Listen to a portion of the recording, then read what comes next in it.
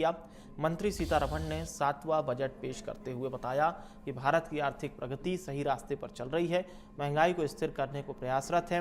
भारतीय अर्थव्यवस्था दुनिया के मुकाबले बहुत अच्छी स्थिति में है। वहीं भीलवाड़ा के लोगों ने संयुक्त रूप से आम बजट की सराहना करते हुए प्रत्येक वर्ग के लिए हितकारी बताया और वित्त मंत्री और प्रधानमंत्री नरेंद्र मोदी का आभार व्यक्त किया।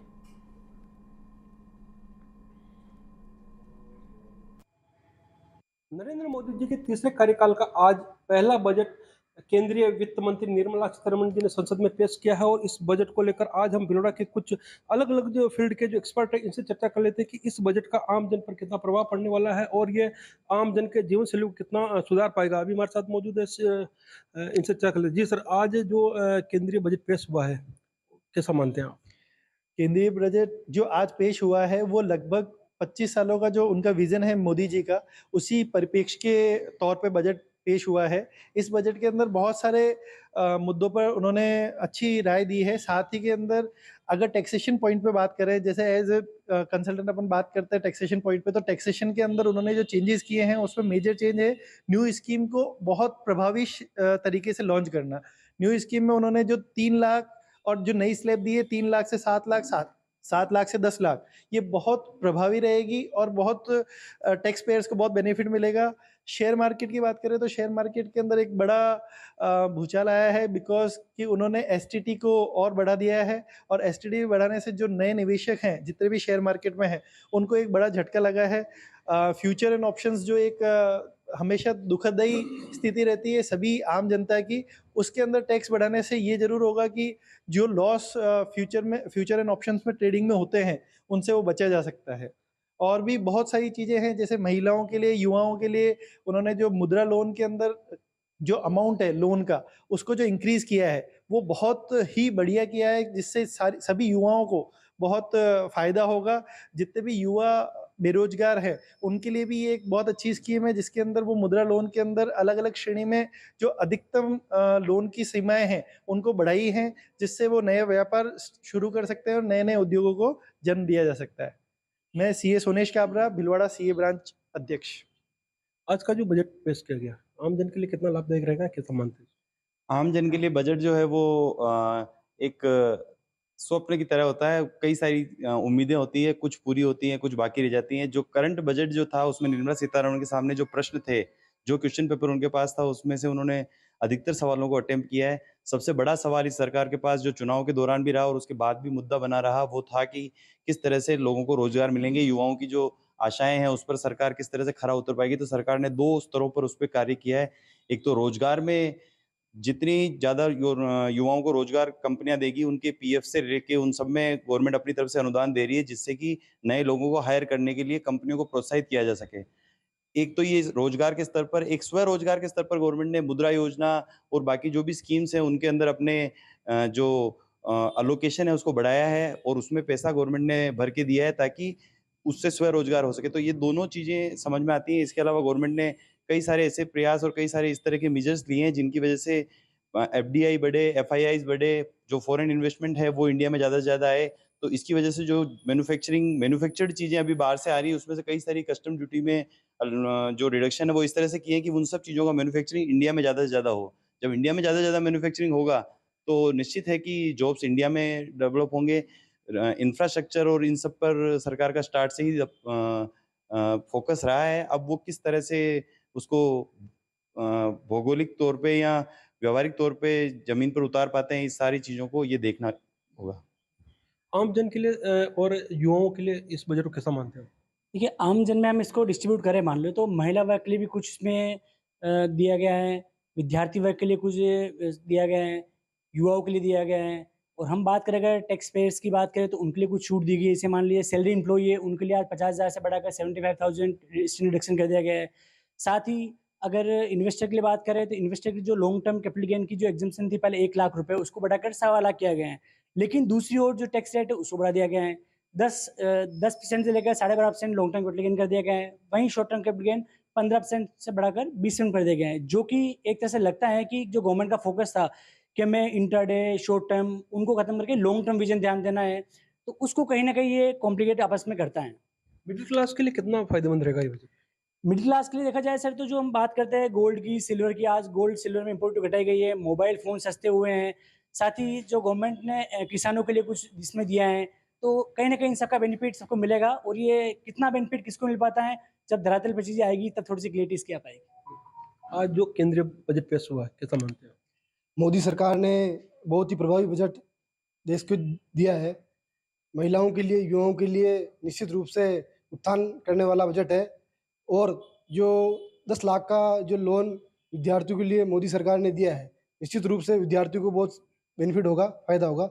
इसके साथ ही जो मोदी सरकार की विश्वकर्मा योजना है, इसके माध्यम से नए कामगारों को आगे बढ़ने का अवसर मिलेगा। कैसा मानते हैं इस बजट को? ये बजट मोदी सरकार का ये बजट बहुत ही सराहनीय है, अच्छा है। इसमें प्रधानमंत्री आवास योजना के अंतर्गत 3 करोड़ लोगों को जो आवास मिलेंगे, तो ये गरीब, वंचित, बेसहारा लोगों के लिए बहुत ही उपयोगी बजट है, बहुत अच्छा बजट है। गोवर्धन सिंह कटार। क्या अपेक्षा थी बजट से? क्या आपकी अपेक्षाओं पे खरा उतर पाया बजट? हाँ, बिल्कुल, मैंने पिछले 2 कार्यकाल मोदी जी के देखे हैं और इस बार भी जो बजट आया है तो देश के सुनहरे भविष्य को लेके आया है। युवाओं की भविष्य को देखा गया है, एक मध्यम वर्गीय को इसमें जोड़ा गया है। तो निश्चित तौर पे देश के विकास के अंदर जो बजट चाहिए, वैसा बजट आज पेश हुआ है। मैं इस बात के लिए धन्यवाद देना चाहता हूँ मोदी जी को कि उन्होंने आने वाले सुनहरे हिंदुस्तान को सुनहरा कैसा बनाया जाए, कैसे उसे आगे बढ़ाया जाए, उसको लेके बजट पेश हुआ है।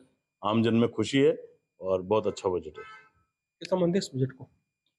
बहुत ही बढ़िया बजट माननीय मोदी जी के नेतृत्व में तीसरी बार मोदी जी का बजट जो आ रहा है।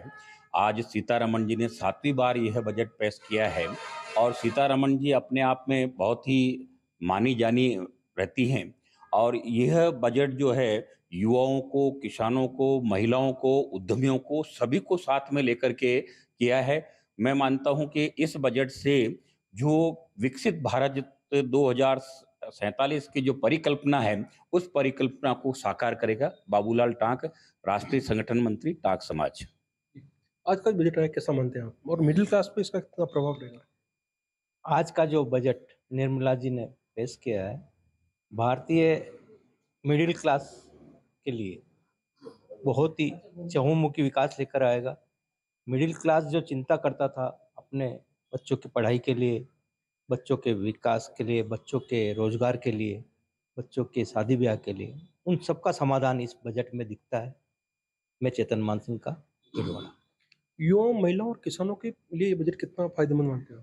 ये जो आज केंद्र की जो मोदी सरकार ने जो बजट पेश किया है, महिला, युवा, किसान और अंतिम छोर पे खड़े हुए व्यक्तियों के लिए ये समर्पित बजट है इसके लिए। और सबसे बड़ा जो बात है, जो हर घर में जो बिजली बनती है और बिजली की महंगाई लगातार बढ़ती जा रही है, उसके लिए मोदी सरकार ने एक अनूठा अभियान लाया है, हर घर सौर ऊर्जा। तो सौर ऊर्जा के लिए हर घर पे अब जो छतों पे जो सौर ऊर्जा लगेगी वो निःशुल्क लगेगी और ये प्रधानमंत्री ने एक विशेष एक अभियान चलाया है और ये बहुत ही काबिले तारीफ है। और सबसे बड़ी बात है, युवाओं के लिए जो फोकस करते हुए 4 करोड़ रोजगार के अवसर दिए हैं। ये पहली बार हुआ है 4 करोड़ युवाओं को रोजगार के नए अवसर पैदा होंगे। उद्योगों के लिए एक विशेष पैकेज, आर्थिक पैकेज घोषित किया है। महिलाओं को आत्मनिर्भर बनाने के लिए विशेष अभियान चलाया है, विशेष पैकेज दिए गए हैं। महिलाएं आत्मनिर्भर होगी, उनको लिए उद्योगों में एक विशेष दर्जा दिया जाएगा। ये बहुत बड़ी बात है। और जो विभिन्न समाजों के लिए, विभिन्न वर्गों के लिए जो सोच है, और सबसे बड़ी बात है 2047 जो मोदी जी का सपना है कि राष्ट्र को विकसित बनाना है, विकासशील से विकसित, उसके लिए जो ये बजट पेश किया गया उसमें एक आयाम और नया खड़ा किया है।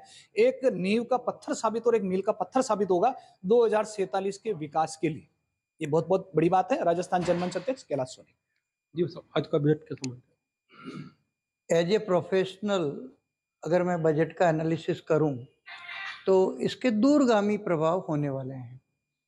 हमारी अर्थव्यवस्था 2047 में लोग बाग विश्व की तीसरी अर्थव्यवस्था समझ रहे हैं, लेकिन मेरे को ऐसा लगता है कि हम पहली और दूसरी अर्थव्यवस्था पे पहुंच जाएंगे, क्योंकि इस बजट में कैपिटल एक्सपेंडिचर जो आज तक का हाईएस्ट है 15 लाख करोड़, उसका अलोकेशन किया है। अगर पीपीपी मोड पे बात करें तो कैपिटल बजट को हम अगर कैपिटलाइज करें पूरा तो 200 लाख करोड़ से ऊपर के प्रोजेक्ट्स इससे कंप्लीट होते हैं।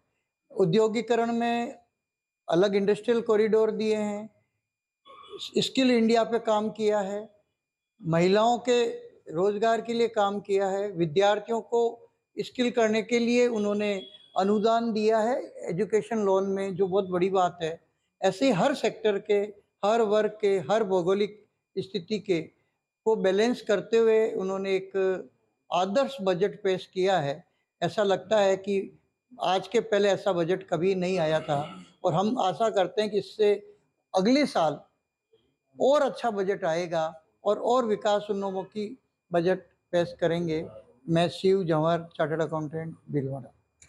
बिल्कुल, तो ये थे भीलवाड़ा के कुछ प्रबुद्ध लोग जिन्होंने ऑल ओवर इस बजट को सराहा है। साथ ही उनका कहना है कि 2049 का जो मोदी जी का एक सपना है और उसी सपने को आज ध्यान में रखते हुए ऐसा बजट पेश किया है। अब देखने वाली बात है कि ये बजट धरातल पे कितना उतर पाता है और आम जन को कितनी इस बजट से राहत मिल पाती है इंडियन